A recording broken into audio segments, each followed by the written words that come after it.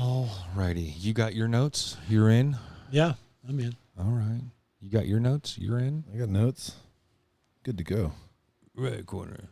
Black corner. Let's get it on. All right. I believe, sir, if you push that red button right there, we'll go ahead and get this thing started. Ta-da.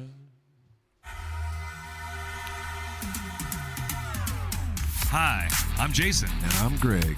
We are GenX, and welcome to our podcast. We're the last generation to grow up without internet. Or computers. We're the last generation that played outside all day.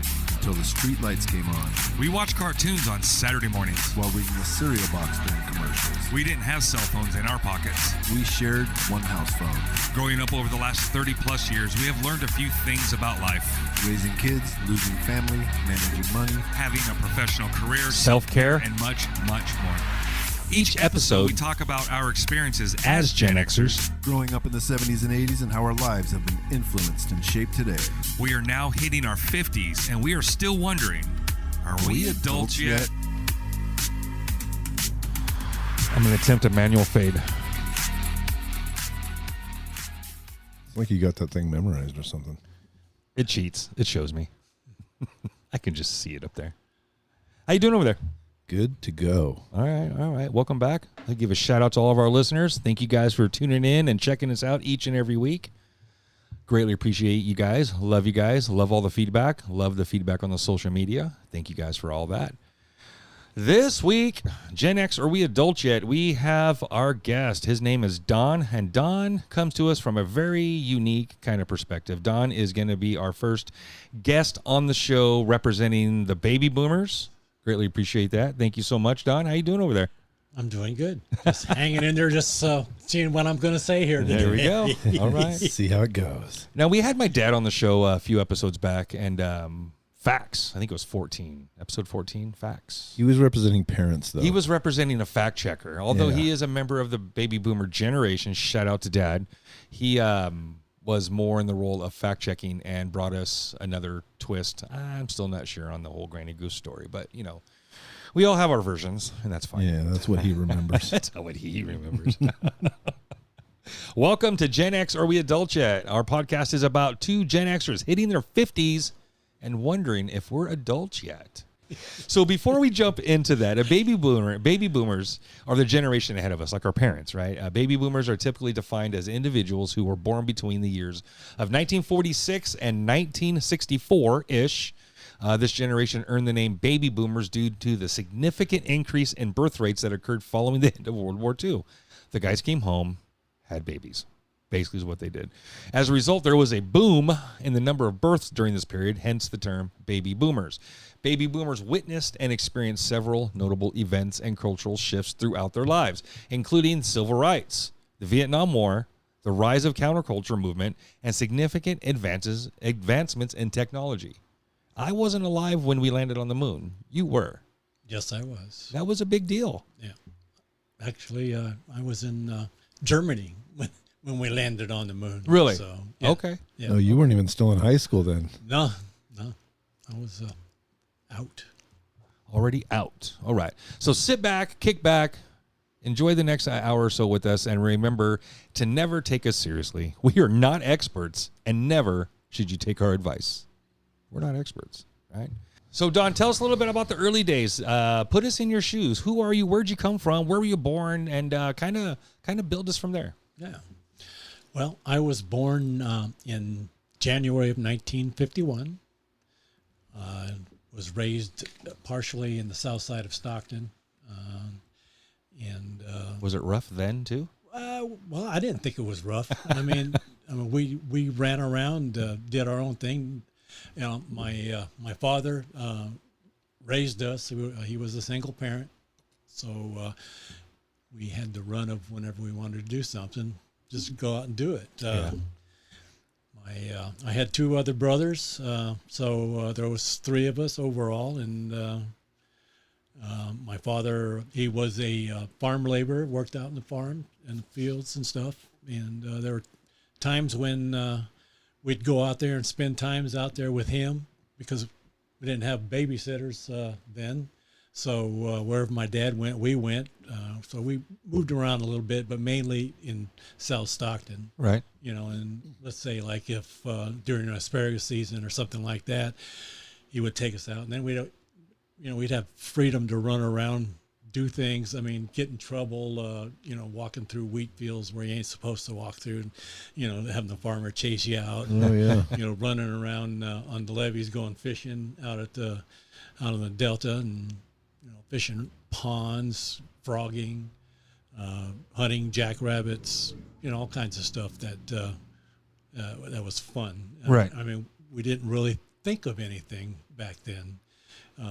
We didn't have a lot, but then again, what the hell did I know? Yeah, right. Right. It was a lot to me. Yeah. So anyway, like I said, I had two brothers. Who's the oldest? My oldest brother, unfortunately, he was 4 years older than me, and he passed away at 12 years old. Oh, wow. And what that was 2 days after Christmas.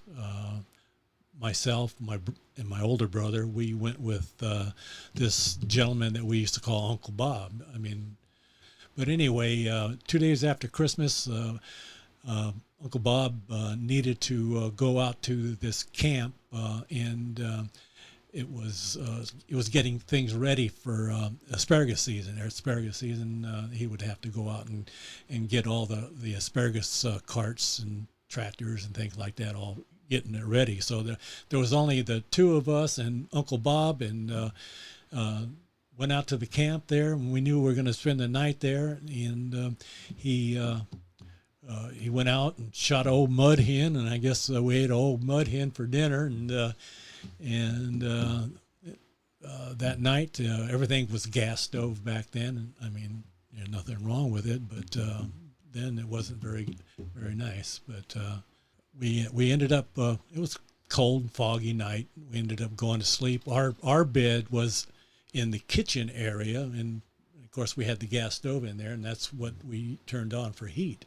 Uncle Bob, he was in a separate room, and so sometime during the night, I had woke up, and my brother was laying next to me, and he was puking. And I was the only one that was able to move around and walk around. And so although I don't know if I had all my thoughts with me or not, but I walked over to Uncle Bob's room, and he was sick also. I tried to turn a light on, and I think I remember it popping, the bulb popping. And so anyway, Uncle Bob told me to go open the door. So I was only 8 years old, so I went over there and opened the door, and then I'm kind of out of it myself. I go ahead and crawl back in bed with my brother. So the next thing I know, I don't know how many days it was later, but I woke up in the hospital, and I and Uncle Bob were the only ones that made it. My brother died there at that camp. So. Carbon monoxide poisoning is what it was. Yeah, and I don't know why.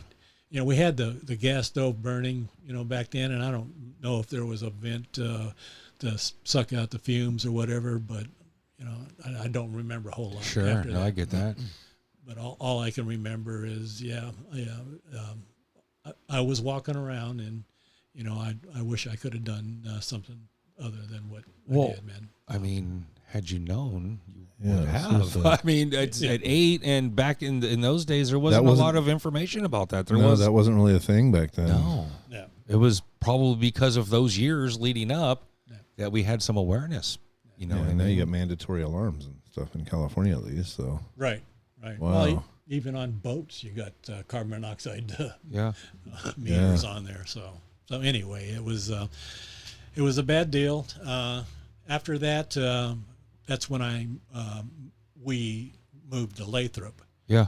And I moved in with my grandparents, or grandmother, grandparents, and so I stayed with her, and she's the one that took me and enrolled me into Lathrop Grammar School. Yeah. And that's when I first made a connection with Your father. Yeah. Yeah, your dad. Well, you weren't going to school until then? No, I was going to school prior to that, but I was going to school in Stockton. So anyway, my grandmother enrolled me into Lathrop. I lived with them for a while. And, it was just one of these tragedies. It's just, they tried to, I guess, bring us together back as a family. Whereas my dad, he took care of us on his own. And so with this little tragedy that happened, I guess they were just trying to bring us together, as a family. Yeah. I stayed with my grandmother for a while, and then my dad, there was a little house right next to my grandmother's, so my dad and my brother moved into there, and I eventually moved into there too. So we lived there for a few years.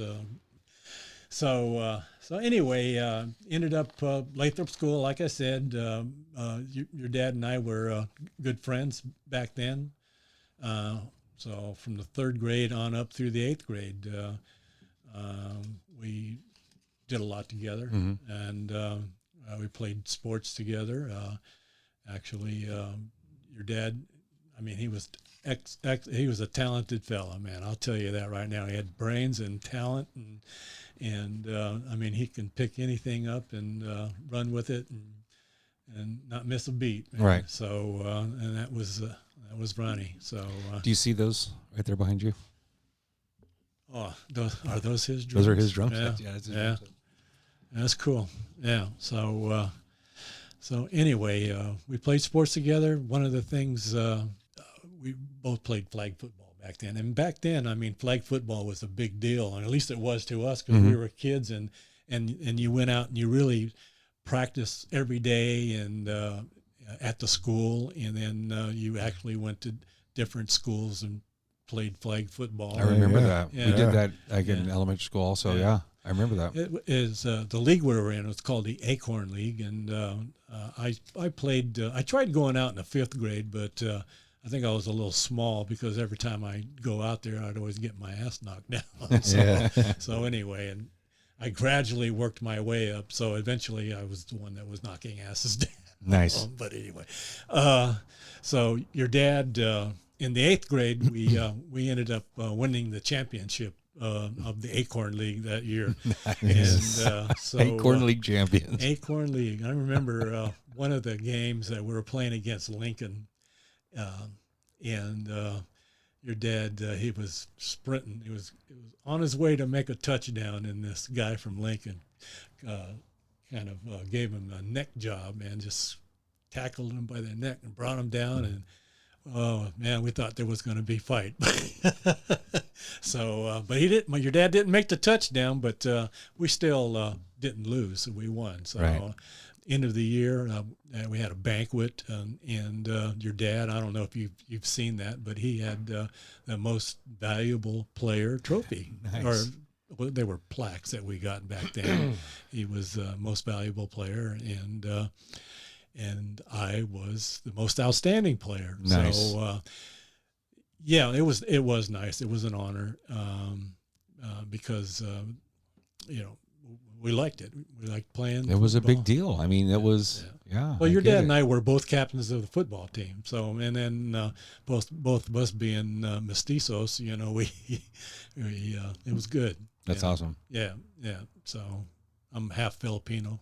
Yeah. So, and your dad was too. So Yeah. So anyway, and that was pretty much my days at Lathrop. After that, we ended up going to Manteca High. Yeah. You were a Buffalo. So what year is this? You're entering Manteca High in 1965. 65. Yeah. 1965. Sick, bro. Right in the middle of the 60s. Yeah. Going into high school. Yeah. 65 to 69. Yeah.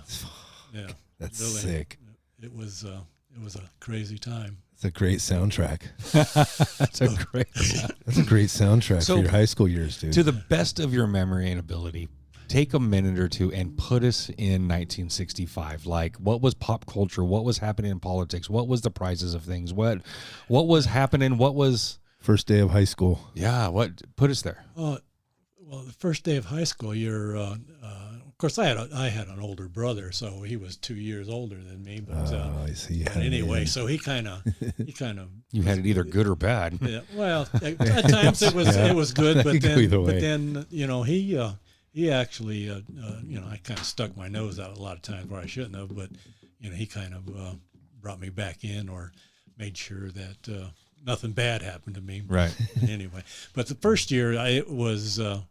It's different. I mean, you're in the school and you got all these kids all around you, and you come from a little town of Lathrop, and now you're going to big Manteca High, and back then football was a big deal. No, it still is, but it was a really big deal for us then. Right. My brother, he had talked me into instead of going to the freshman team and trying out for the freshman team, I ended up going out onto the sophomore team and tried out for that. And of course, I made it. So anyway, and that was You're fucking Acorn champion. That was about Acorn champion to a Valley Oak League championship team, because that year the sophomore team went 10-0 that year. So Manteca High. Yeah, so it was kills it. It was fun then. They had dances. I never really danced, so I'd kind of hang around at the high school gym waiting for him, because he was out there dancing and he was my ride. So yeah. So anyway, I'd go in there and kind of sit in a corner like a wallflower. Hopefully nobody saw me. But right. Anyway, yeah, it was an experience. So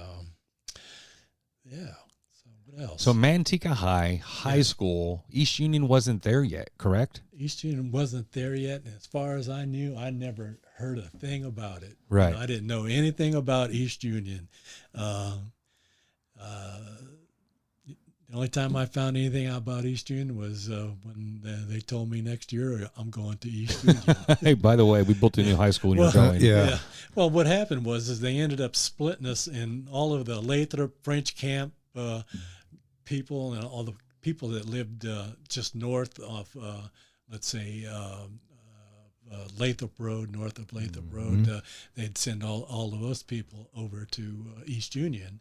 And I don't know, to me, sometimes it seemed like they were just, trying to get rid of a lot of the outcasts. Right. They always thought the people from Lathrop French camp were a little obnoxious and crazy. Yeah, was it the rowdy kids? Yeah, rowdy. Yeah, the rowdy groups. So, And rowdy farmer kids out there, huh? Yeah. It was the immigrant farming kids come in here and cause a bunch of trouble. Throw us all out there, man, just get us away. But you got to be the new kids in a brand new school. Yeah. But I was kind of disappointed, really, because first of all, my brother, he was 2 years ahead of me. So when I played sophomore football in my freshman year, that meant I was going to try to go out for varsity my next year, and my brother was a varsity player then, so I actually wanted to play football with him. Yeah. And I didn't get that opportunity, so I was kind of sour on that. Right. But, So they split you guys up. Yeah. And the thing of it is, it wasn't that, they should have.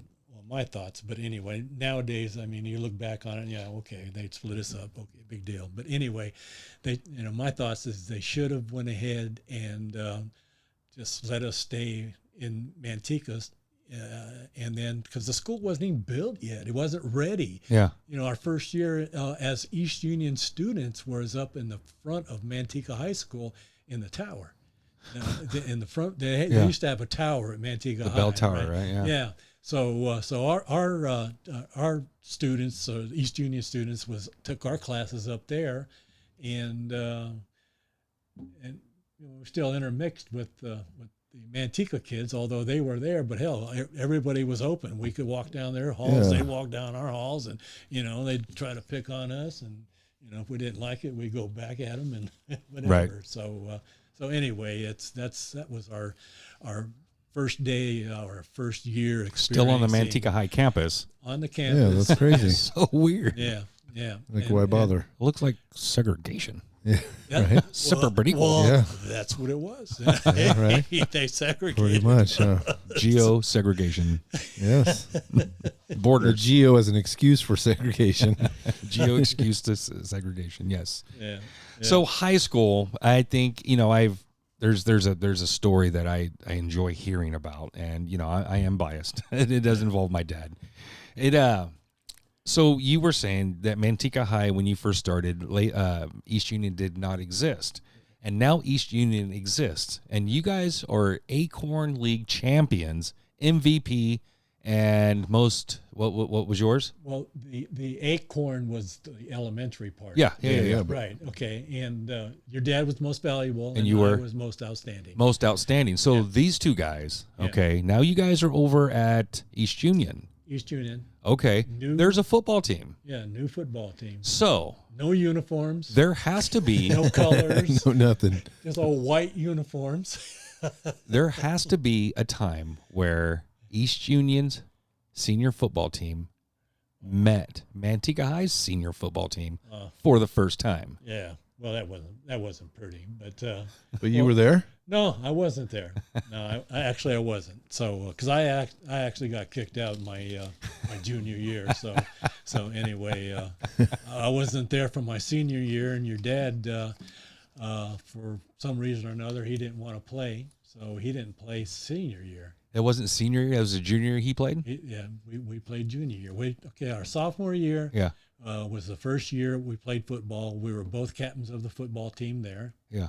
And we went 3 wins and 7 losses, the old typical new school, and Sure. Everybody ran over us, or at least they tried to. Right. But anyway, and then the junior year, there was just us, the juniors, and we were playing against senior and junior high schools. Yeah. That had those the 2 years, so they were they had more depth than we had at all. So we'd always put up a pretty good fight, but then of course we'd peter out after a while. So our sophomore year, going back to that was the first year we played Manteca High, and as sophomores, and we won. Yeah. So a game it was 20-13.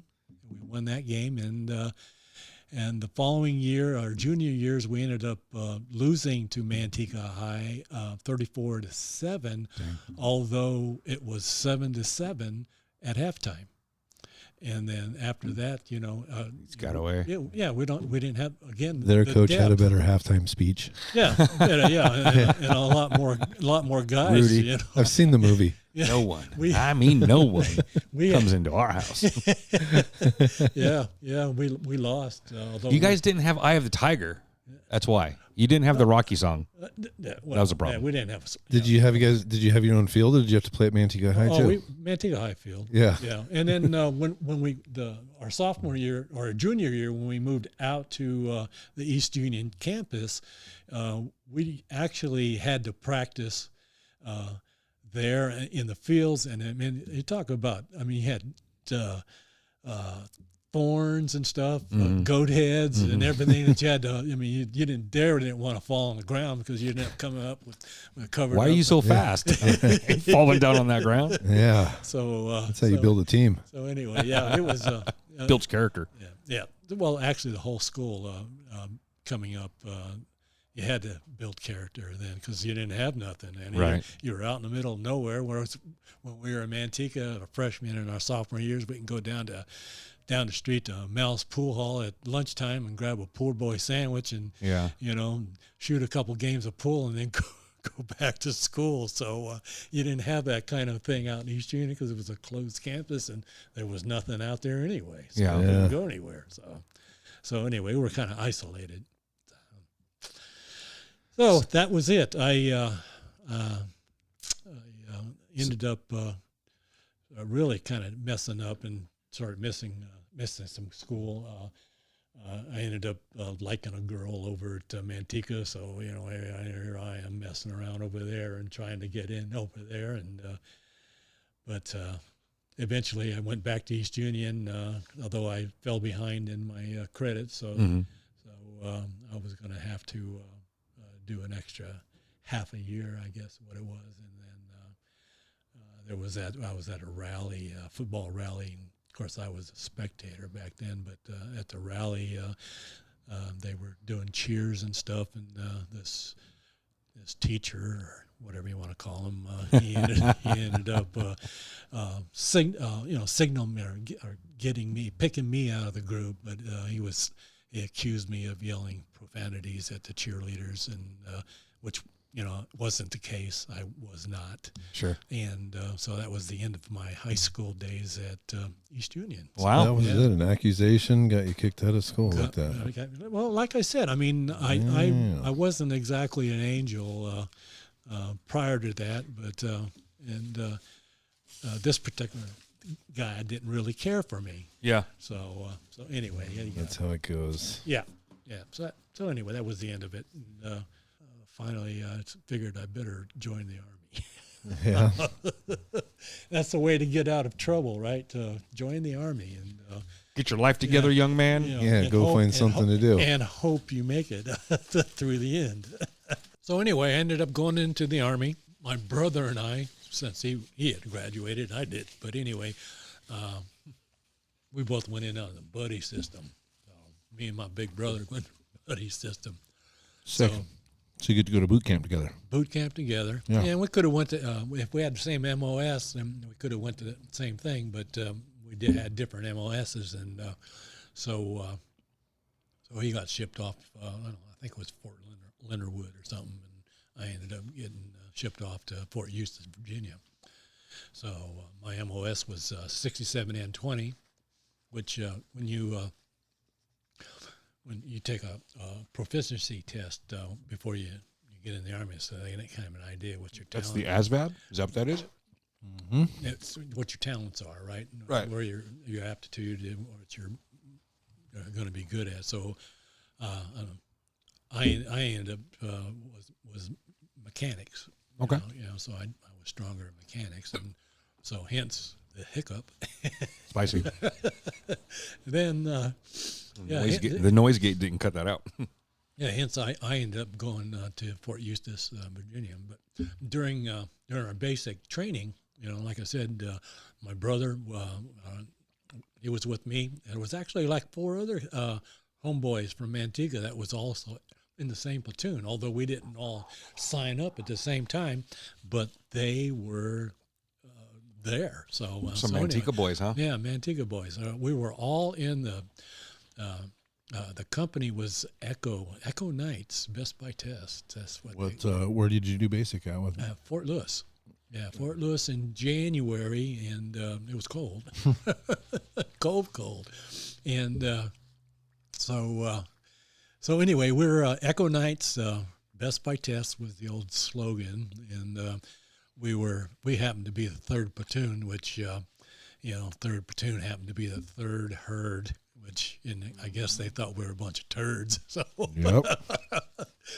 so anyway, it took us a while before we even got to have a free day in the game room on our little company area there. But anyway, they always gave us a hard time because we were the 3rd herd. We ended up one time we got the opportunity to go over to the PX and grab something from the PX, and it also had a snack bar in there. So they'd only let companies in or platoons in at a time. So our platoon ended up was standing waiting in line, and then this other platoon came up, and for some reason, I don't know why, but words were said. And then we ended up getting in a fight with all of them right there. Nice. So anyway, so the 3rd herd got one difference in his generation, I'm telling everybody, is how they settled their differences. yeah. Just fighting all the time. F around and find out. Yeah. Yeah. Well, There's kids a don't do scale. that. Kids don't do that no more. Yeah, well, you can't. You can't do it nowadays because something bad's going to happen. But anyway, so again, fun time in basic.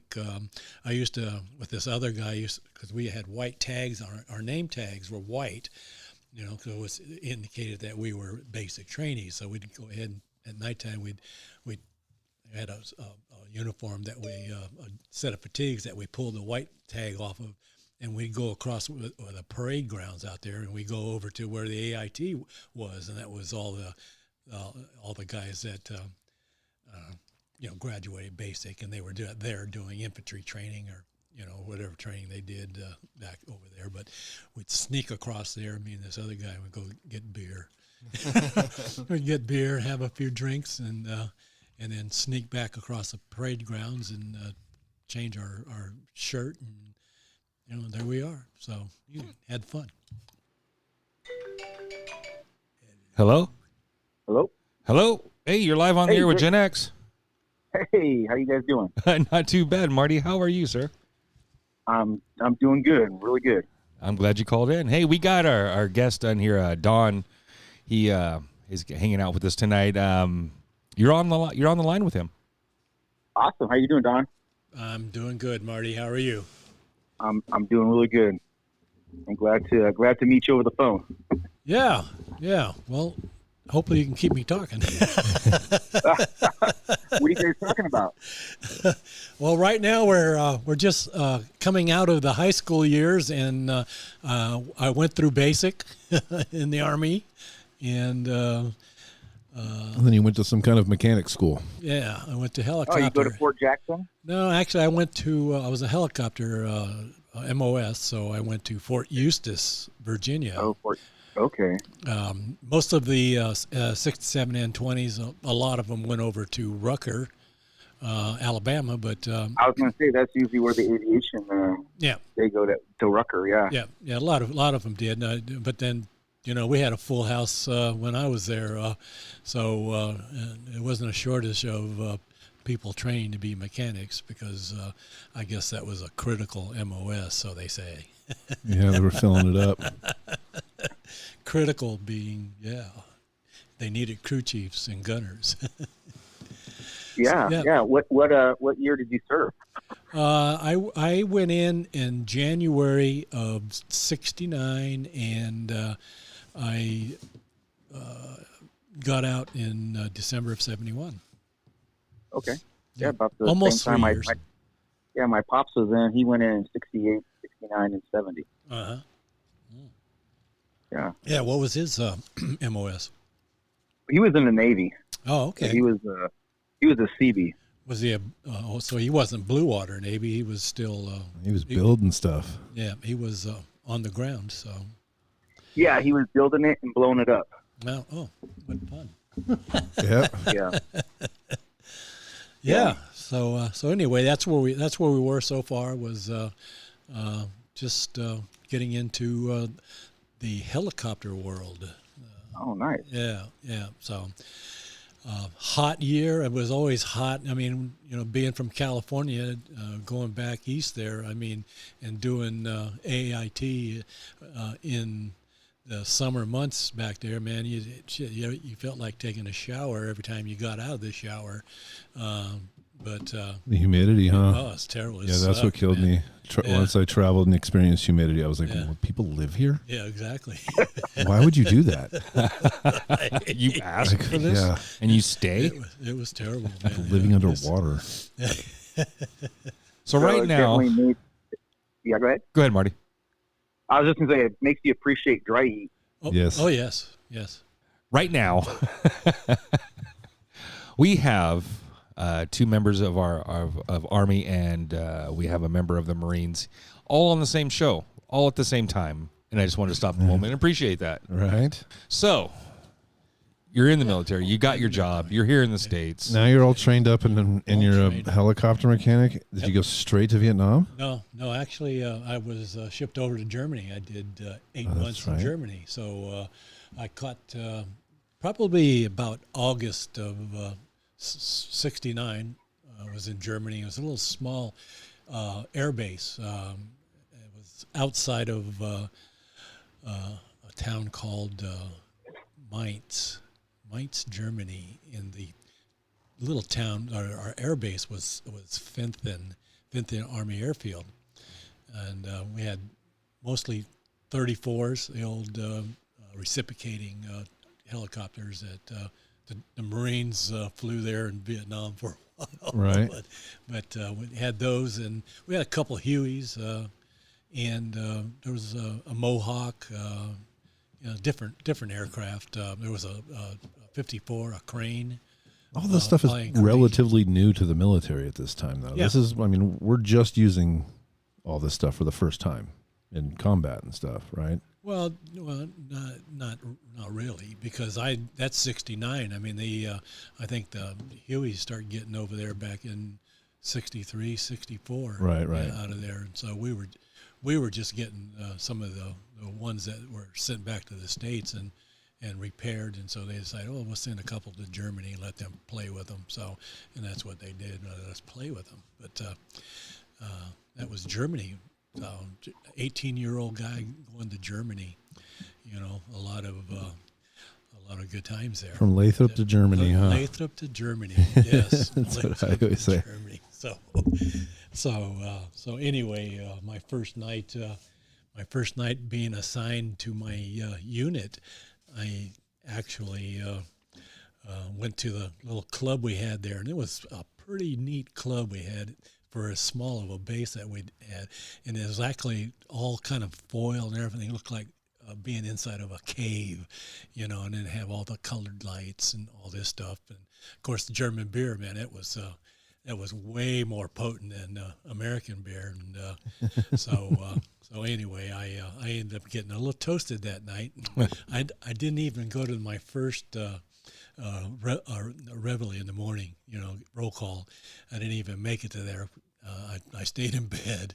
First day. The first day, because I ended up with this sergeant, and we ended up going out on town with him. And so anyway, he ended up getting me back, but hell, I ended up having to crawl through the window because it was that close to them having roll call and falling out. So, and I just crawled through the window and went to my bunk and passed out. And one of the sergeants ended up coming in there and patting me down and saying, "Hey, why don't you go out there?" I go, I gave him some story. And so anyway, I just stayed in bed. That was it. So Germany, we got to go to a few concerts there on our own free time. We pulled guard duty there. Of course, we're in Germany, so you gotta do that stuff. You seen what American bands come through Germany and tour? Or? Yes. Yeah? Yes. First one I seen was Canned Heat. So nice. And we Sick. and we had a lot of good smoke back then. So beer and smoke.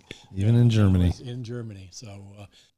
Hey, Don, quick question for you. When you were over there in Germany, what was the atmosphere, from being in with Vietnam with Americans? Did they see?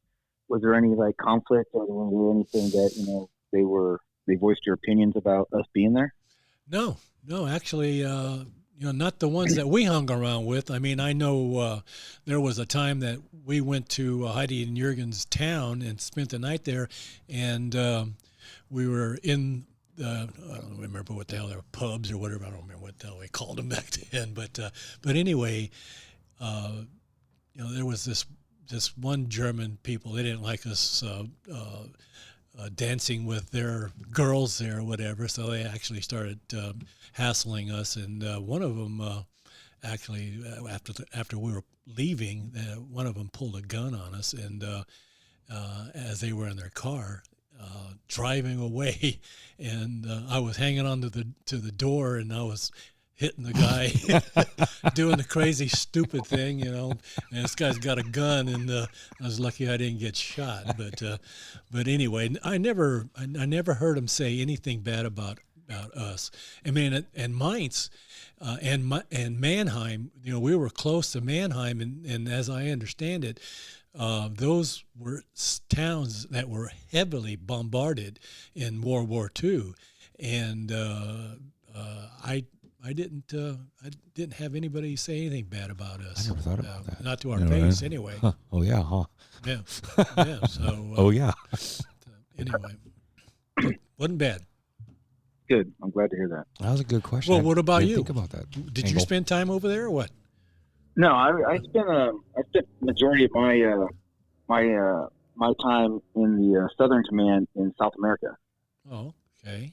During Just Cause, and I was there from the tail end of '90 to about '93, and I think like in any military theater, around the post, most of the time military guys don't get a good shake. They're very, very scrutinized by the locals, especially the gentlemen. But being in the Panama Canal and the history of the Panama Canal, I'm a history guy, so I kind of enjoy being down there. Other than the tropic heat and the humidity, Right. It wasn't too bad after about '92. It wasn't so bad. We were dealing with a lot of the drug issues down there, and I spent a lot of time doing a lot of my missions, dealing with the drug cartels. Everything from Colombia to Honduras.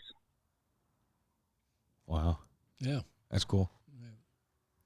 But civilians. You were after Noriega got kicked out and.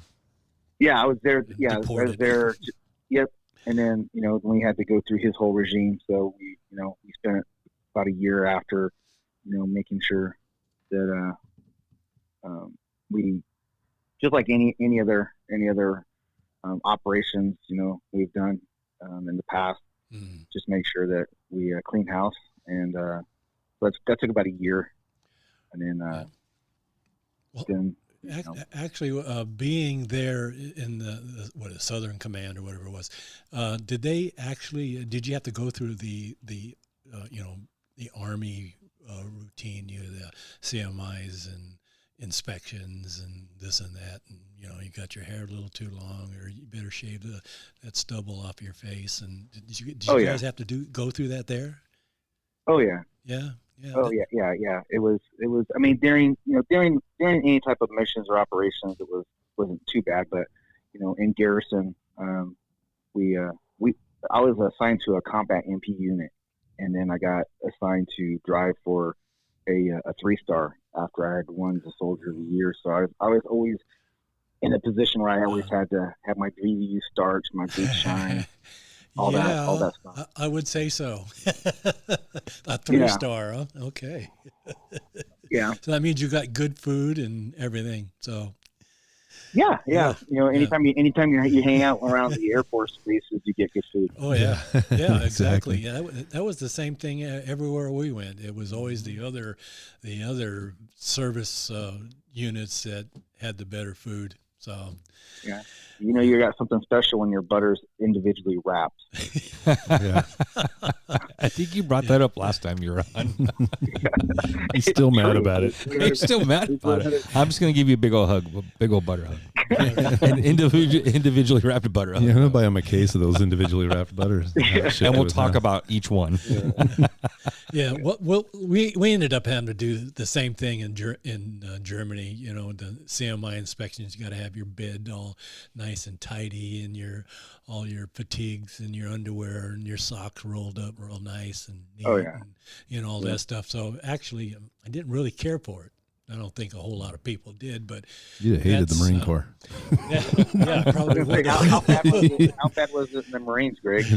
Yeah, I got sent to Japan, and I was in the barracks. So all we did was guard a gate and be inspected. There was nothing, and run.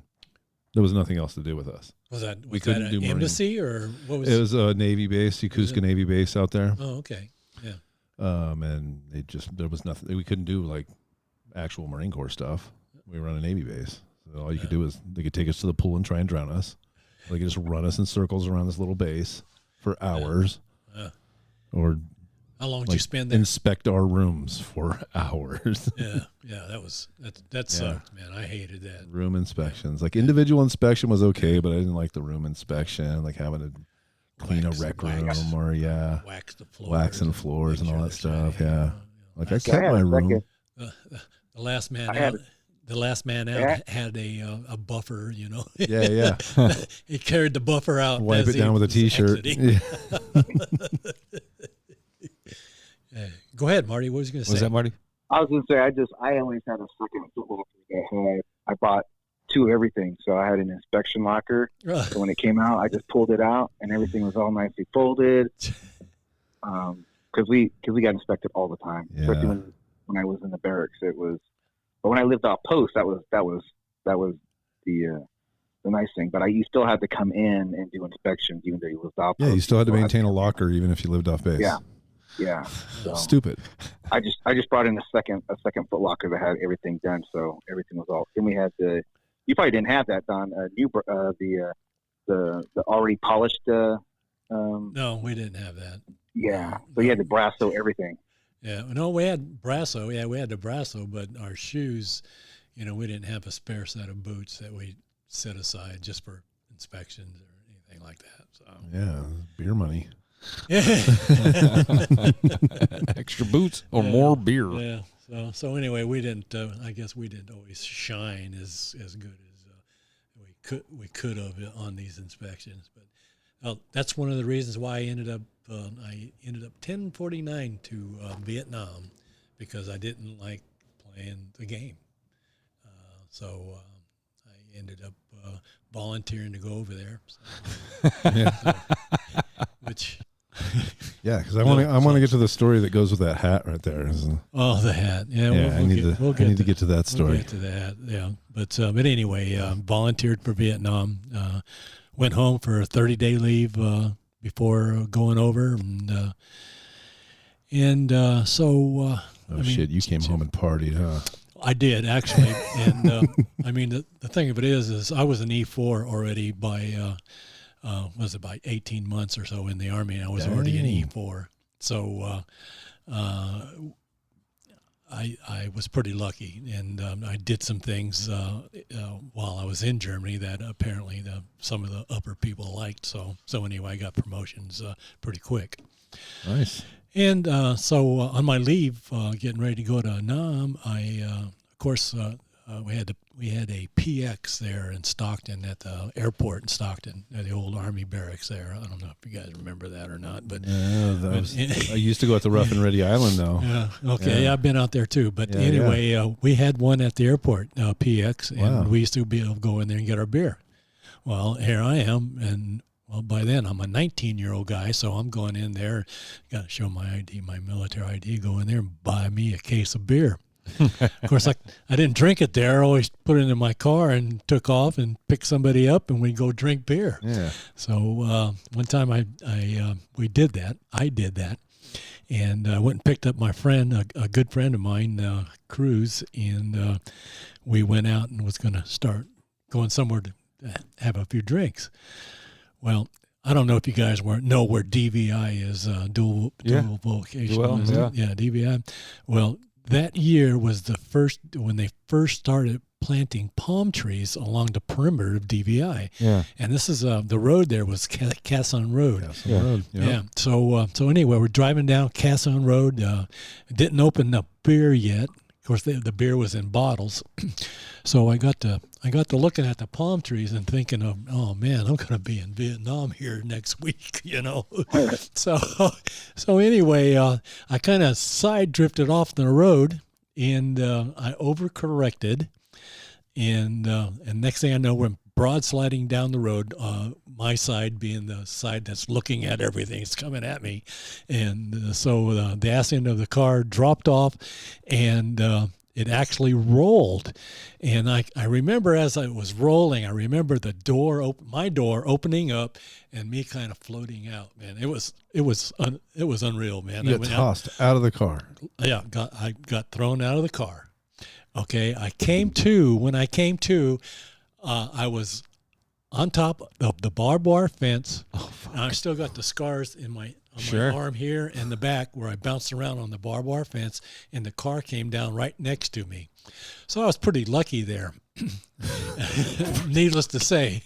And so my buddy, he stayed in the car, but unfortunately, as we were rolling, he ended up coming down and I guess hitting his back on the bucket seat, and so he was over there sucking for air, trying to breathe, and moving around and stuff. And I'm saying, get rid of the beer, get rid of the beer. Well, you can't get rid of it because it's all in bottles and it's all broken inside the car, so you can't do that. So anyway, we tried doing that, but to no avail. The CHP came out, and my buddy had a cut above his eye, so we both ended up going in the ambulance and getting treated at the emergency room. But so I thought I was going to have to stick around and face the old having booze in the car. Although I didn't drink any, luckily.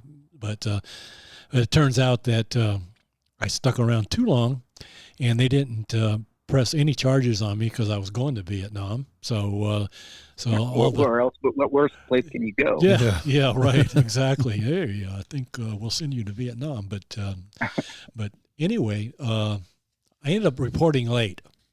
So when you report late, you have to suffer the consequences. And I got busted down to a PFC, E3, and. I tried to, give them song and dance. Well, I had this accident and blah, blah, blah. Well, where I live in Lathrop, I got my old Lathrop address there, and he goes, well, why didn't you just go over to Sharps? And so he knew where there was a base right there in my backyard. So anyway, he had no sympathy for me, went in and busted me, and I think I lost a couple of weeks of pay, and there I went to Vietnam. So anyway, got on the plane, packed. I mean, it wasn't a luxury liner; it was all packed, and whatever 707s or they were jets still. They weren't props. So I'm not that old. So anyway, did you fly out of Travis? No. Flew out of Fort Lewis. That's where I did my. Actually, it was McCord Air Force Base, which is right next to right. Fort Lewis, I was stationed at Fort Lewis with 2nd Ranger Battalion. Yeah. So that's where I flew out. My overseas processing was Fort Lewis, and then we jumped on the planes in McCord and flew over to Nam. Got over to Nam first night there. I guess they just kind of get harassment mortars. They took mortars that night, and so here I am, cherry boy, and taking mortars, and you kind of think, oh man, what am I? Is this real? Right. Is this happening? So anyway, you had to spend a couple of days there before you got processed out to your unit, and when they made the announcements, they were, calling everybody's name up and telling them, well, you're going to, I-Corps Region 2, 3, whatever, this unit, that unit. And they called my name, and they said, and you are going to I-Corps 101st Airborne. So right away, I thought I was going to die. I thought that's the end of it. So anyway, ended up getting shipped out. We flew into Phu Bai Air Base up in northern South Vietnam, and we processed there, and we spent a week in what they call certs.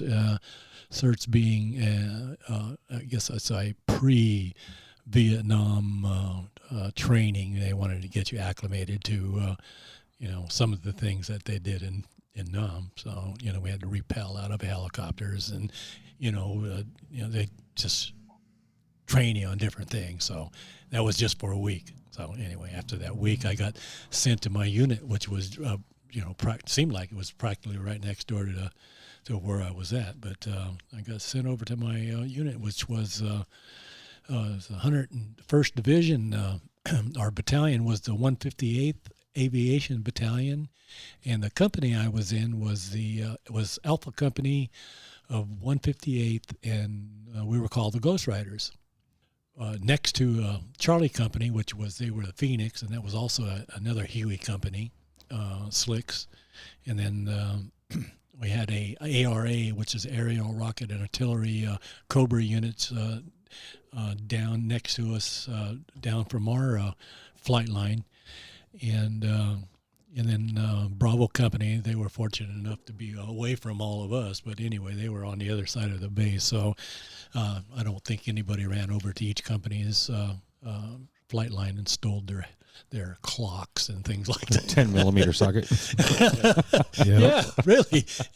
They'd raid us and actually, steal a clock out of our helicopter or whatever part they needed. They'd go over there and steal it, and vice versa. It worked both ways. So anyway, but that was it. I was there for a month as a mechanic in the hangar.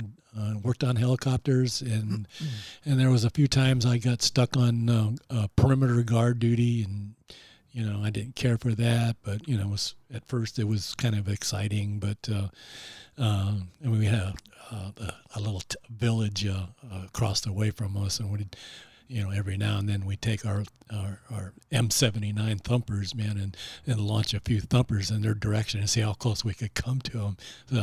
Those M79s were grenade launchers. Thumpers, that's what we called them. But anyway, so it was fun, kind of. But it says here the Ghost Riders were often known for conducting dangerous and important missions, including air assaults and rescue operations, making their role crucial in the Vietnam War. I think you're downplaying this a little bit, Don. Hey. Well, I haven't got there yet, right? Get to the dangerous part yet? I haven't got there. Okay, let's get. Okay, still having fun. I had fun all through it, but sometimes a little too much fun, and then some hairy times, lots of hairy times, but.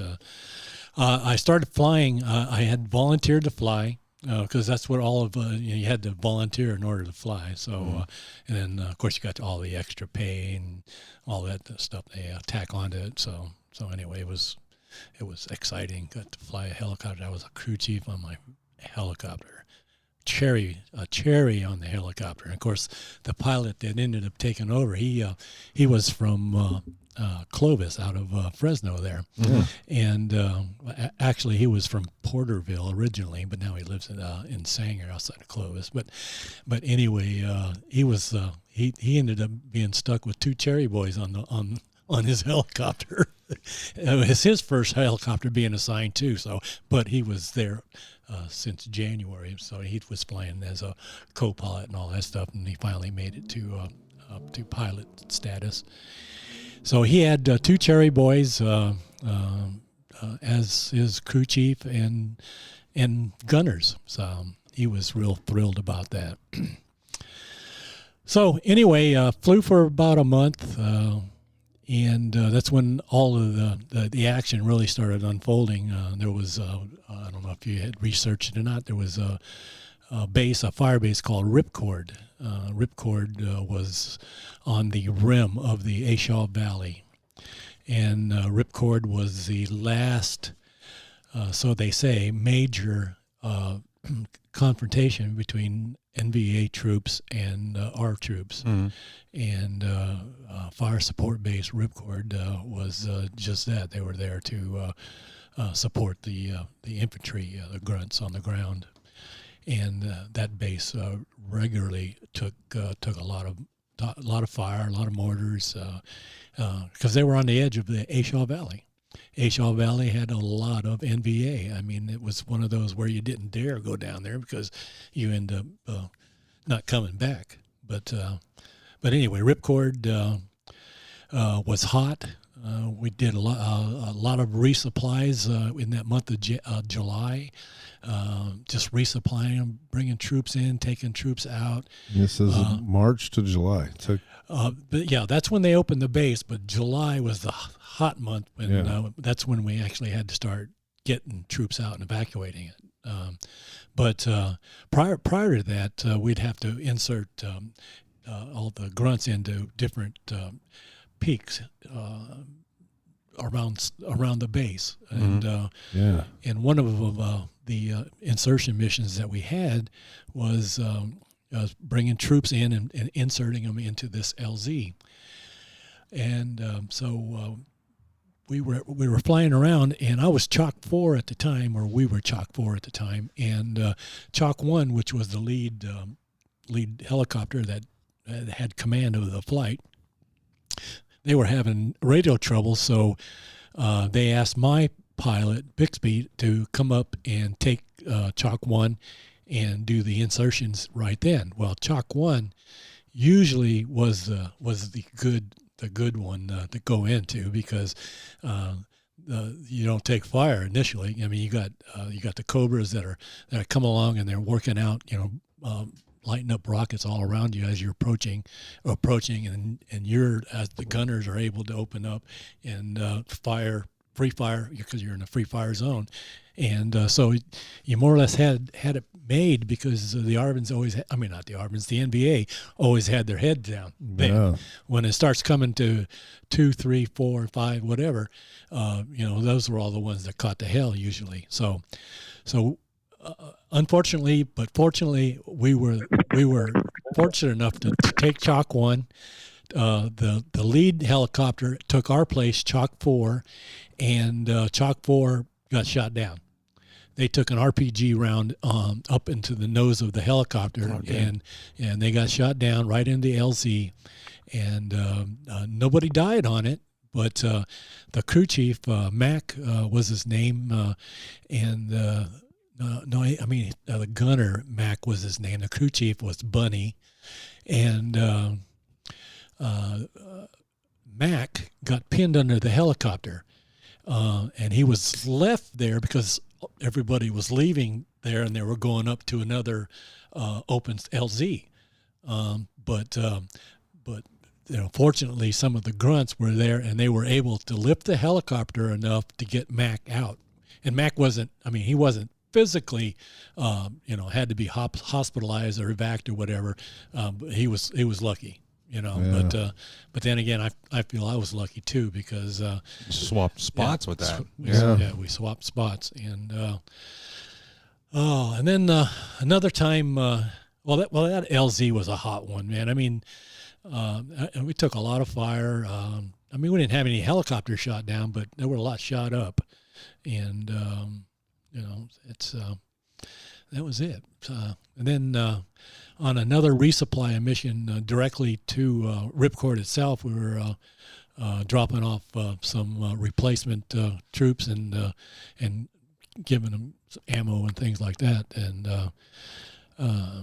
I actually took a 51 caliber round that hit right maybe about 3 feet or so from me, and went through the fuel cell there, and was pretty lucky there that it didn't catch on fire. It wasn't a tracer round or something like that. Right.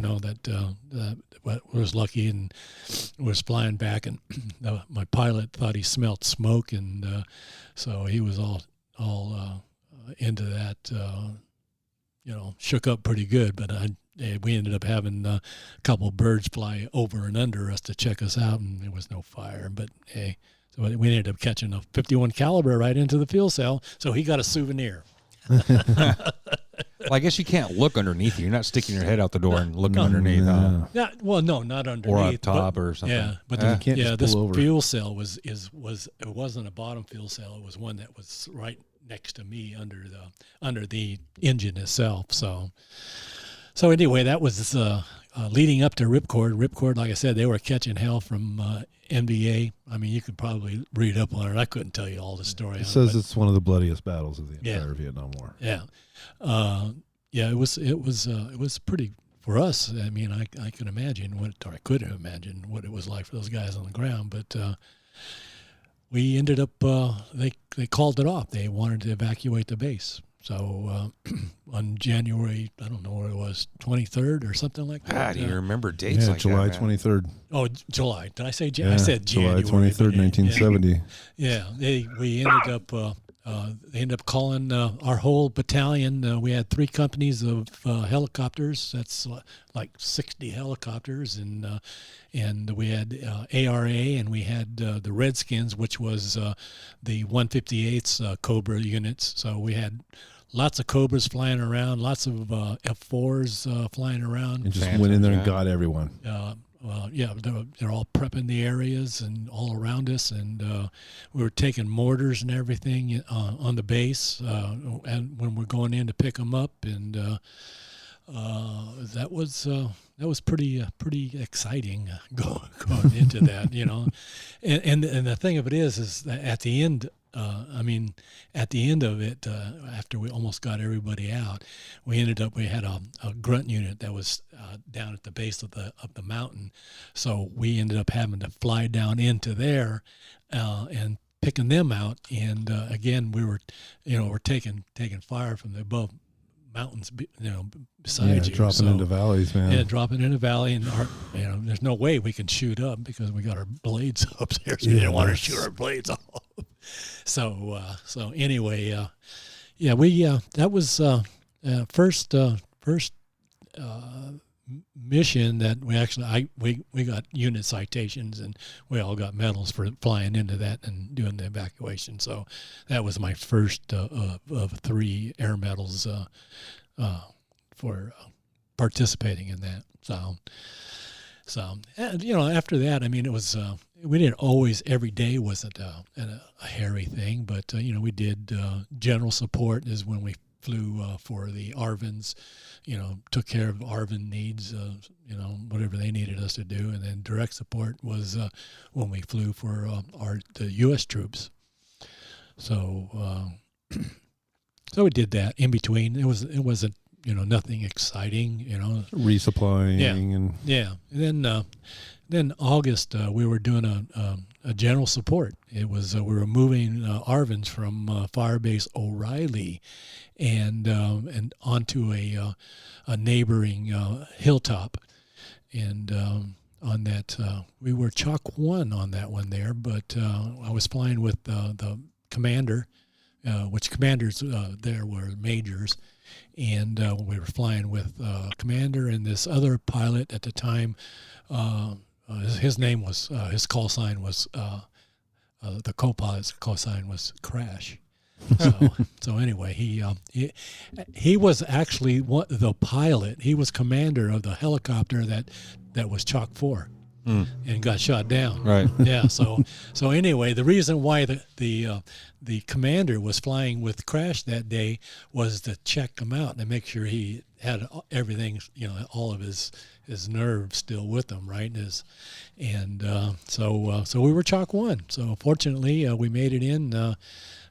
Put our first troops down, the ARVNs down, and went around and went back over to O'Reilly and picked up another group of ARVNs, and we ended up coming back again. And I think it was on the second sortie when we were going in that we ended up on our final approach. We ended up taking fire off the left side, which is the crew chief side. Crew chief. And I was flying gunner that day because when your helicopter's down, whatever, they still needed you to fly. I was flying gunner that day. So we started taking heavy fire off the left-hand side, and you can hear the automatic fire, and the next thing you know, we're all end up taking boom, boom, boom, boom, all these pucks, shots hitting the helicopter, and so the crew chief was. His call sign was Pee Wee because he was a short guy. So does that make sense? Mm-hmm. I'm hoping Crash doesn't make sense. Excuse me. But anyway, we started taking fire from his side, and he was a short guy, and he ended up taking a round in the ankle, and he actually had a round that went through his helmet, and it grazed his head. And it just grazed his head. If he wasn't Pee Wee, he'd be dead. But fortunately he was Pee Wee, and to this day he's my friend. So, but anyway, at the same time, we were flying and taking fire from down here. He gets hit, and then all the other bullets go up underneath the the helicopter, and there that goes up underneath and through the transmission well, and so I'm shooting the gun, and as I'm shooting the gun, a bullet ends up coming through there, and that's where it catches me in the back. But I hung on to the gun because I didn't want to fall out of the helicopter, because I never wore a chicken strap or anything like that, always, because I wanted to be loose and ready for what. But anyway, my gun saved us. Crash and the ringmaster, which was the CEO, they were fighting for controls of the helicopter, and they finally got their communication together, and so one of them took over, and we were able to make it back to the base. We did a running landing on the airstrip, and so the ambulance came and took Pee Wee away, and I said, "Hey, should I go along with him?" So, because I just got hit in the back. I mean, I didn't. That was it. It didn't go through. It hit any bad organs or anything like that. So anyway. What is it, like go through clean? What do you mean it got hit? What do you mean? It's a couple inches away from my spine, and it went in my body, but it didn't go in deep enough to heat any organs. Oh, so it had lost enough velocity going through the chopper. Going through the chopper and stuff. Yeah. So wow, dude. Yeah. So anyway, I get out and walk to the ambulance, and so take me to the ambulance, and then can I get a ride? Yeah. But they did have to remove that from you. It was. Oh yeah.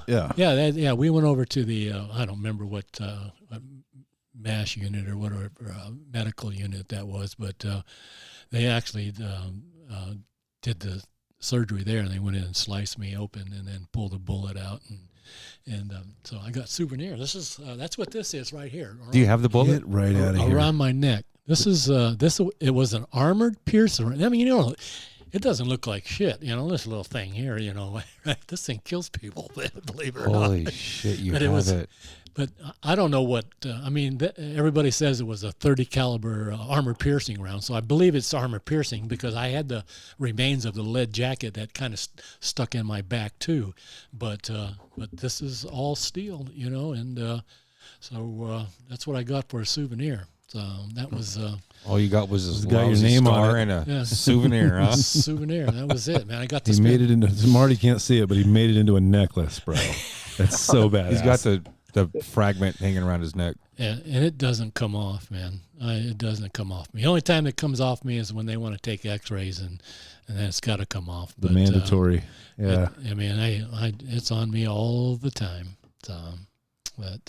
And that henceforth the Purple Heart hat. It's for the Purple Heart hat. Yeah. So that was it. Got to spend 2 weeks in Cameron Bay, which was kind of like going to Philippines? No. Where's that? Oh, it was in country. Oh, okay. Yeah. Cameron Bay was a big Air Force base and Navy base in South Vietnam. But that's where I got to spend 2 weeks in the hospital there, recuperating. And Forrest Gump got to eat ice cream. Did you get to eat ice cream? I got ice cream. I got to look at round eyes, but I didn't get to touch any. But that was it. It spent 2 weeks there, and I wasn't wounded bad enough to get sent back home, but I got sent back to my unit. Yeah. 2 weeks. That's what you get. Yeah, 2 weeks off. You get 2 weeks off. 2 weeks off. 2 weeks paid vacation. Hey, Don, quick question for you. Yeah. So, have you seen the movie We Were Soldiers? Yeah, I did. So, relatively to the helicopter landing in the hot zone, for those who have seen it, is that pretty much kind of a portrayal of what you were going into at Ripcord? Yeah. No, besides the Hollywood version of it? No, the version of We Were Soldiers, that was more flatland insertions. But when they were coming in, under fire and taking fire, the helicopters were coming in, and on those scenes, was that kind of sort of what you were dealing with by taking fire? Yeah. Yeah, I mean, there's a lot of dramatics that they put into it too, but Right. but yeah, that's what it kind of was like. That kind of chaos, huh? Yeah, I mean, the difference is we were in Northern I Corps and we were the mountains, so all of our LZs were on hilltops and things like that. And normally, if there was any enemy around, they usually had those barren spots staked out, and so they know, the range and everything, and they're able to, hit them with mortars and things like that. So, Right. So if it looked like a good LZ, you didn't use it. well, no, we use any LZ we could. Fast. In and out. Yeah, that's what it is. It's in and out. You're dropping them off, and the U.S. grunts knew better. They got off real quick, and the Arvins normally they didn't. Sometimes you had to persuade them to get off. So you end up. Did you dump them sometime? Just gave them a little nudge. Just a little nudge. Dip the wing. Yeah. So anyway. So Don, I've seen this image. I've seen it a lot. It's an image of a helicopter. I don't know what kind. It might be the twin rotor where the back end opens up. That's a Chinook. Okay, yeah. so the Chinook. There's this image where the Chinook, the rear tail is down and only the tail is on the mountain cliff or the mountain top, and the rest is still hovering. Mm-hmm. He's just like landed his tail on that. That happens. That's badass. Yeah. That happens. It does. So yeah, it happens. Yeah. I'm sure you did skid landings where you just touched the skid down and off everybody went. Yep. Yeah, that was it, man. Touch and go. That was it. So sometimes you didn't even touch. Yeah. So you just got close and everybody hop out, jumped off, and off you go. I can run this fast. I mean, because you got to remember. I mean, most of these are all mountaintop LZs, so you're single helicopters going in. So you right on your tail is in a couple seconds behind you is another helicopter that's on short final that's counting on you getting out of the LZ before they're there. So you had to get in and out. So. Well, you guys were 101st, so with air assault, did you guys do dope on the rope? Did you guys rope in? No, I was a crew chief. The only time we did ropes is when we flew missions supporting special forces. Okay. We'd do ropes there, and we'd also take them out on ladders. So anyway. That's another story, another part of a story. Hey, man, it's a long day. Be doing a lot of editing. No, we're good. We're good. So anyway, go ahead, Jay. Go, please. So anyway, after my R&R sort of in Cameron Bay, I got to go back to the unit, and I still had my same helicopter, still had the same crew. They're all welcoming me back. And of course, everybody wants to look and see, well, let me look at that, So anyway, So you're running around with no shirt on so they can all have look-see. But anyway, everything was pretty much routine. I mean, we had support missions. We'd have to go in. We'd insert I guess rangers and teams, short teams, small teams of rangers. We'd have to evacuate them, things like that. You do, things again, taking people out, whether dead or alive. Right. Take them out of a hot zone and they weren't always all covered up, in ponchos and things like that. So you ended up catching some slime every now and then. But those are different times. So I remember one time we were flying general support again for the Arvins, and we were flying for some colonel, and it was a fire support base that was up by the DMZ, and the night before they got hit with sappers, and so we had to go fly into the base, pick up this colonel, and we had to hover around on the minefield so that he can see all the dead NVA laying out in the field there, and all their guts and their heads off and limbs and things like that, just so he can see them. Here I'm thinking, well, man, what if I have an engine failure right now? That wouldn't be cool, because we'd be amongst the dead. So anyway, or if you lived amongst the middle of a minefield. Yeah, exactly. Right. Yeah, that's what it was, a minefield. So they got hit. Flying up the DMZ was different. When you go up to Alpha. There was a little base right on the D, just a couple miles off of the actual DMZ. You can see the flag, the Vietnam flag, from where we were. Well, when we hit those areas, it's flat land, but it's territory that gets heavily bombed, and there's NVA all over the place. They're just waiting for somebody to come by, and they'll just take a puck shot at you and try to shoot you down. But there's where we'd just get on the ground, and we'd do like 120 knots, just flying, hauling ass, going to this fire base, and then we'd just do a big flare. And that's to slow the helicopter down, and then just touch down. And that guy that's going to get on the plane that's derossing, wanting to go home, he better hurry up and get on there, because we were taking off again. So anyway, that was the kind of territory that you had to fly in up north. There's been lots of times where I've heard of a helicopter getting shot down, just doing that, hauling ass on the ground and taking fire. And now whether they actually got shot down or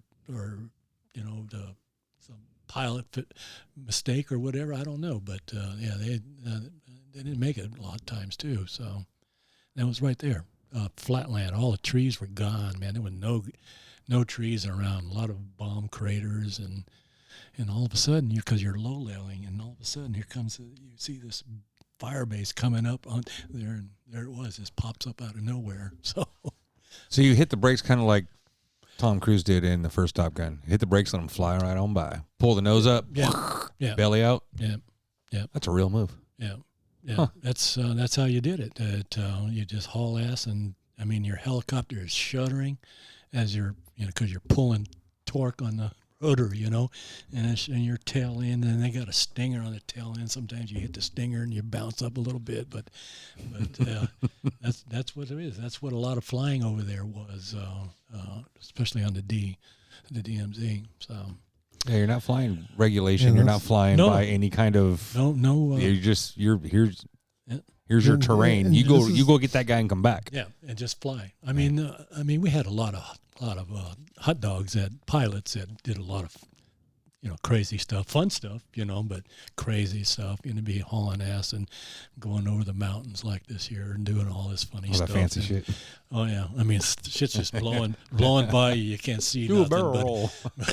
But anyway, what were you gonna say? So you this is not what you went to school. You didn't go to some kind of helicopter pilot school. This was on the job training, right? Yeah.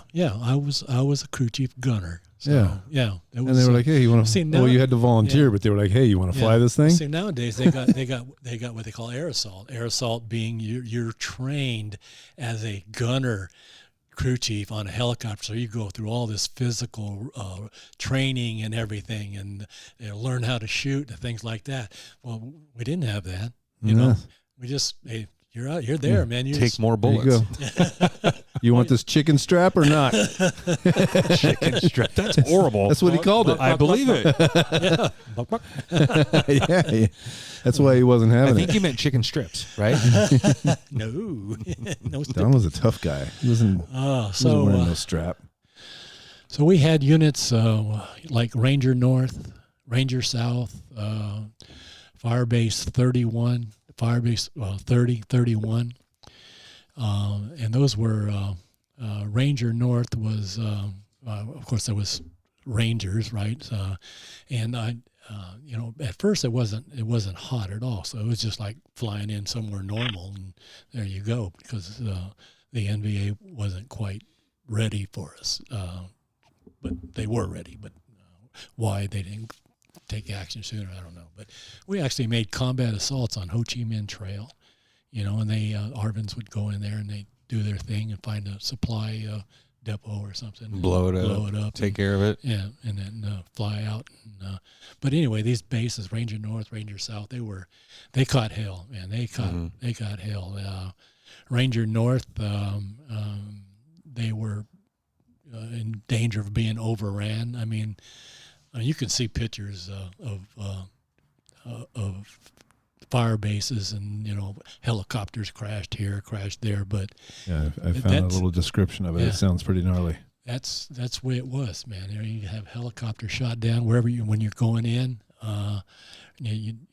You were able to fire suppressive fire up until you got to the perimeter, and then once you got to the perimeter of the fire base, and it wasn't even really a fire base. It was just a base where all the men, all the ARVNs, took root there. But anyway, so you ended up firing up to it, and then and a lot of chaos with it. They knew they were going to be overran, so the ARVNs would throw down their guns or whatever and swarm our helicopters. And I mean, I'm talking about you throw a cracker on the ground and you watch all those ants come over and attack that cracker, and that's what we looked like. We had to actually fight off all of the ARVNs that we couldn't take. We had to fight them off. A lot of them hung on to the skids. A lot of them fell off. But I mean, you had to actually fight them off. I mean, I'm surprised. One of them didn't take a gun and shoot you. Just let me on. But and that's we went in there 3 or 4 times and doing that, fighting them all off all the time. We wouldn't touch down at all. We'd try to pull them up on the skids, and a lot of them that couldn't make it inside the cab, they were on skids, and they were lucky if they hung on. So then we ended up flying back to the base at Quezon and just putting them there. But it was that way every time. How far are you having to take these guys? You're picking them up and you're taking them like a 10-minute ride, a 15-minute ride? Maybe 20 minutes or so. Yeah. It wasn't that far, It's far if you're holding on to a skid. Oh yeah. At 120 knots. Yeah, at 120 knots. Yeah. So with anyway. no windshield. Yeah. Yeah. Can't be safe. They weren't taking bugs in the face either. So Big bugs. Yeah. Like these Southeast Asia bugs. So that was Ranger North. We ended up getting medals for that one because of the intensity of the evacuation and everything. And then the ones that we couldn't get out on Ranger North, they hiked out and they went to Ranger South. Oh, cool. So they were just followed by the NBA. So, So what year was this? This is all 71. 71. And what was your final year over there? 71. 71. So this is coming to the end of your career. This is February 8th until March 25th. This is like a 6-week battle that took place. Damn. Yeah, and that's in that stretch. We there was like 600 helicopters that were damaged, and we lost 100 helicopters destroyed, either shot down or destroyed. Right. And that was in a 45-day period. Yeah, 45 days. Yeah, that was a lot. That's intense. Yeah. I mean, this stuff here, when we're flying over there, I mean, we were taking 37 millimeter fire and things. I mean, you'd see air bursts actually, and the kind of shit you've seen on movies in World War II. You'd see that. I mean, not as heavy as the World War II, but anyway, you'd see that stuff, and then a lot of times. When you got close to where you're going in, you had to hit the ground. I mean, you had to get down on the low level wherever you were going. We were low leveling up creeks and things like that just to get to Ranger South. And so as we were on final approach to Ranger South, we started taking fire, and it turned out the NVA, the ARVNs would pull back. They were pulling back each time on their own base, right? So they'd have foxholes all up there. So the NVA was just coming in and taking those foxholes, and so we were taking fire from those foxholes. Yeah. as we were going in, and so our pilot's going, "Hey, you ain't supposed to fire!" And hey, they're shooting at us right here. Yeah. So anyway, we start shooting. I could feel the bullets flying by me, and flying by me. I can hear it hitting the helicopter above me, around me. I mean, we didn't get shot down, but our helicopter took enough hits that once we got back to Quezon, we couldn't fly anymore. So, because it got your back. Yeah. And that was about it. Yeah. Good cover. Yeah. So, but anyway. Good job. Yeah. Yeah. But, I mean, if you were lucky enough, you'd fly back to the base and you'd jump on another helicopter and then come back again. So our unit had 20 helicopters, where most units had 20 helicopters, whether they be Cobras or Slicks. We didn't have any in our unit or our battalion. We never had Charlie model Huey helicopters, and those were the gunship initially before the Cobras came about. So we never had those. So we all had Cobras. I used to draw those as a kid. Me and Phil. We would draw those. He was the one started drawing. I got this Cobra, blah blah blah, and I'm like, okay, well, let me start drawing Hueys, and then putting insane amount of weapons on them. Yeah. But no, we got down first was tracing them and stuff. So that was So, Hey Don, were those Huey gunships? Were those the rocket launchers with the 4 M60s that were mounted on the sides? Yeah. Well, you had Charlie models or Bravo models on them. I guess that's what they were. But those are the ones. Those are the Hueys, actual Hueys that they had. They had all their guns were external. On both sides. Of course, the Cobras are too. But the Hueys, theirs was kind of like a bar sticking out, and then they had attach a rocket pod to it, and a 60 or whatever. It wasn't part of the design. Yeah, and then they had gunners in there that actually fired 60s also. But the Cobras were they'd have 20 millimeter cannons on the front of their nose, and they can direct that. The pilots can direct that anywhere they want it to go, and of course they got 20 rockets on each side, and loaded with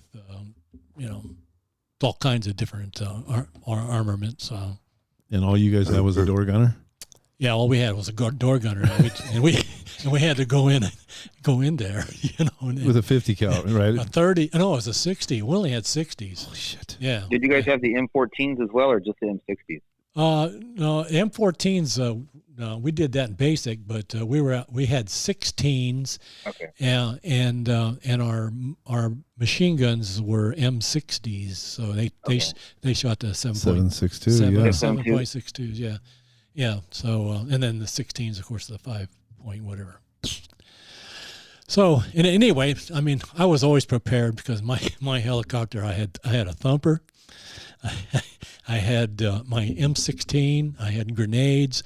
I had smoke grenades, and I was always prepared to get shot down. But fortunately, I didn't get to use any of that stuff. You were geared up like a grunt, though, huh? I was ready. The only thing is, I always thought, I was ready. How in the hell am I going to pick this machine gun up? Because we never had the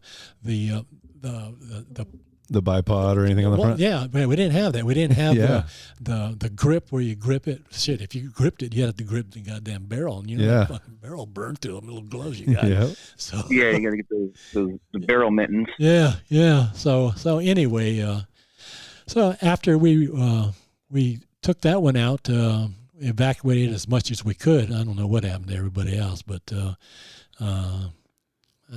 we ended up getting. I think there was another one for that one there too. Another medal for that one. Nice. And He's got stacks. And then as the time went on, Grandpa's war medals off the bridge. and then as time went on, we went to fire base, our little base 30. What the hell we called that? LZ30. I guess we called it LZ30, and then there was LZ31. So we'd put troops in LZ30 and 31, and then one time later on, we were flying in on short final on 31, and we're doing a resupply, and then we flew over all these stretchers, laying on the ground, right? All these ARVNs that are in these stretchers, and so as we're hovering over them to get to the landing spot, all of a sudden they jump up and start running toward your helicopter, and they went on your helicopter. Oh shit! They were hiding. Well, disguising themselves like. Yeah. Well, I mean, I guess they felt no pain. Once the helicopter came in, they wanted to get on it. Well, some of them that did get on it, because right after we took off of there, it got overran with P-76s tanks. Got overran with tanks. Oh shit! Yeah, it's not a good day.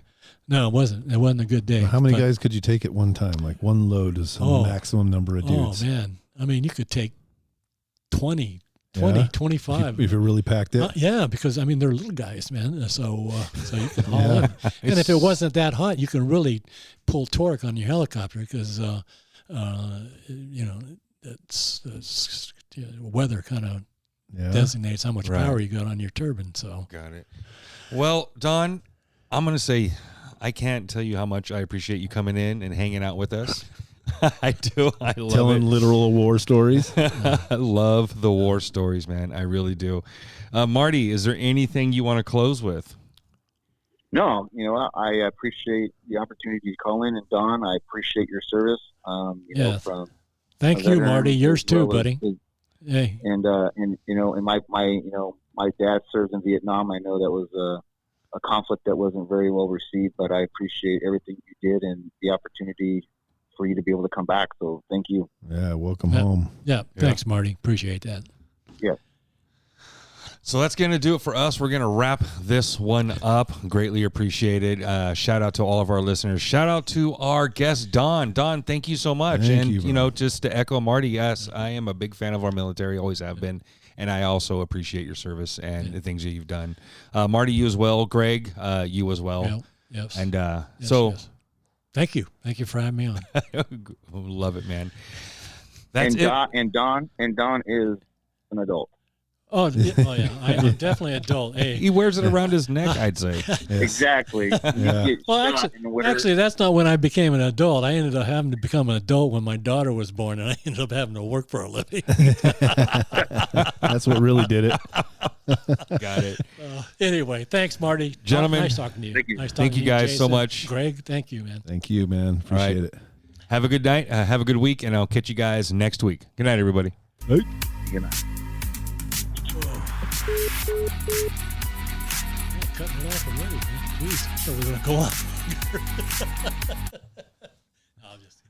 We good. We good. We good. We're in. Yeah. We good. We're still recording. That was great.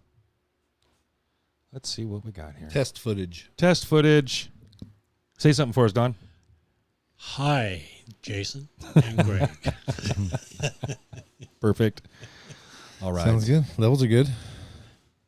So far, so good. Yeah, Don. Well, let's bring Don. Sound up. effects.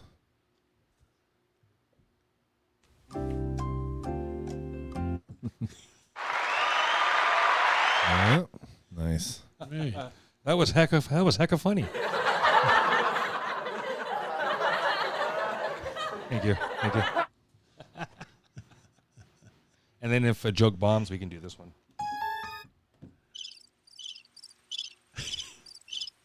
Or if somebody gets bonked on the head. Oh. Bam. Tweety birds. I did run around a lot at nights, because I lived at the packing shed, which wasn't, maybe a mile and a half or so away from the school or the town of Lathrop. Back then, Lathrop was a little itty-bitty thing. And so I'd just jump on my bike and ride over in the town and just ride all over the place and checked everything out. Yeah. So anyway. Right. Get in a little trouble. Well, chasing girls. Yeah, a little of everything. Yeah, that too. So, but and nowadays, I don't think you could do that either, man. Just run around and had a free run. I mean, I didn't have to worry about anybody looking for me. Of course, my grandmother, she lived in the house, but I lived in the house next to her. But and I kind of sometimes I'd feel bad and kind of like have to sneak back in or something. Yeah. Well, it's just out of respect. Yeah. Yeah. Yeah. Yeah. Yeah. So anyway, it was a good time in Lathrop. We used to go trick or treating out there. Lathrop was known for tomato fights. Yeah. During Halloween. So I've had tomato fights. Yeah. No, it was tomato fights. It was egg fights. It was just about almost anything you can get your hands on. I mean, times, I guess, when we got a little older in high school, I guess things got kind of carried away. They'd throw pallets out on the road and things like that. Was this a sanctioned event, or is this like just some Wild West? Just Wild West. Yeah? Wild West. Wild West tomato fights? Yeah. Yeah, you just run around. I mean, you didn't dare want to drive a car around there. Of course, I didn't have a car to drive, but anyway, didn't want to do that.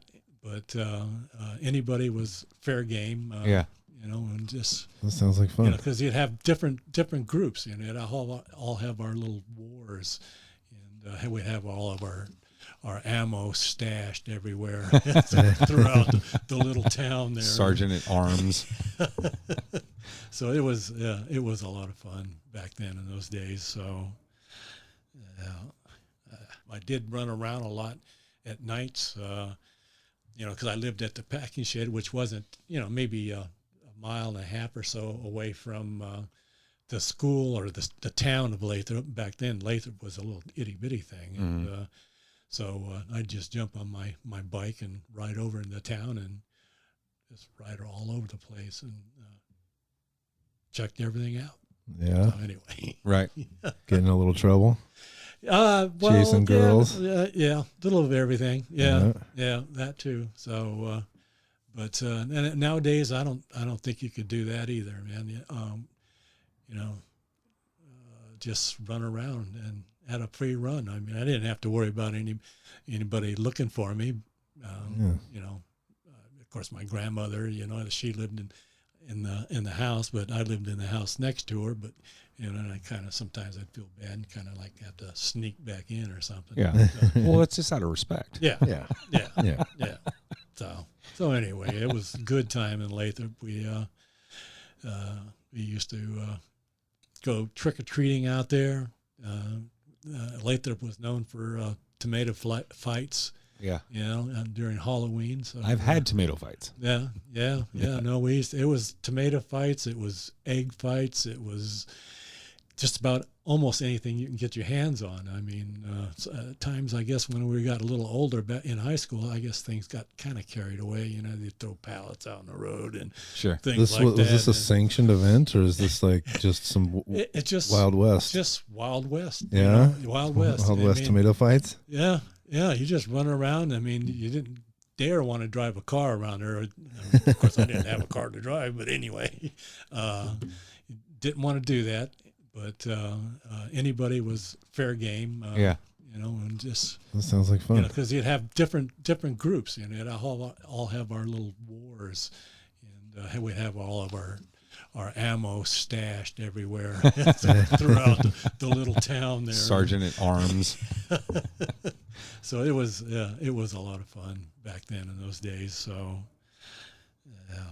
typical Gen X fashion that we've done several times throughout our career here. We are going to enjoy tacos live on the air. Live tacos. I know you guys are jealous. I know you are. La Hueda. Don't be hateful. Tacos a la Hueda. Tacos a la Hueda is the taco truck. It's in Turlock, California. You guys want some tacos?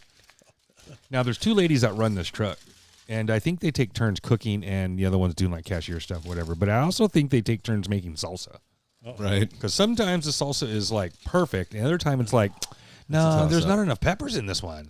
And then we get that really hot one that kind of wakes me up in the middle of the night. I'm like, never know what you're going to get. So, here's what I've learned. Do not have tacos the night before you're going to do an event the next day. Yeah. Like, there are a lot of times I'll go to an elementary school in the morning and do like a jogathon, like New Haven School. Friday mornings, I do a jogathon out there every year, right? Really? Thursday nights, we record and have taco truck. So I'm out there at 7:30 in the morning till like 12:30 in the afternoon with fire guts. Not okay. And you can't No break. and you can't use the kids' yeah, bathroom. but you can only use the adult bathroom. I got to use the adult bathroom, but I'm supposed to be like on the mic pumping the kids up. Who's got 4 laps? Who's got 6 laps? Who's got 1,000,000 laps? Right, Yeah. blah blah blah. Who's gonna beat Timmy? Who's gonna? Yeah, my kids ended up going over to New Haven. They went to school there, and oddly, when your dad and I were at Lathrop, our football coach back then was Mr. Devin Chansey. We called him Mr. D. Yeah. And so when my kids went to Lathrop, I'm not Lathrop, but New Haven, they had Mr. D was one of the teachers there. And Are you serious? Yeah, and he was also the football coach. So Nice. my son, well, I had a daughter and a son. My daughter was older, and my son was 2 years younger than her. But anyway, Mr. D, he didn't cut my son no slack at all, man. he figured he needed to toe the line and have his head out where it's supposed to be. Yeah, Not over. right. So just remove it for him and make sure it's on straight. I get that. Mm-hmm. I run into that a lot. Andaya? You're Andaya? Yeah. You related to Ronnie Andaya? I'm like, that's my dad. Yeah. Ah, man, how's he doing? How's blah, blah, blah, blah, all that stuff. Oh, yeah. They're all friends from school or friends from the racetrack or just friends from wherever, man. Oh, yeah, these are a little spicy. Yeah, I mean, they're good. And believe me. A little kick to it. I want to say it's a little short one, but I'm not sure.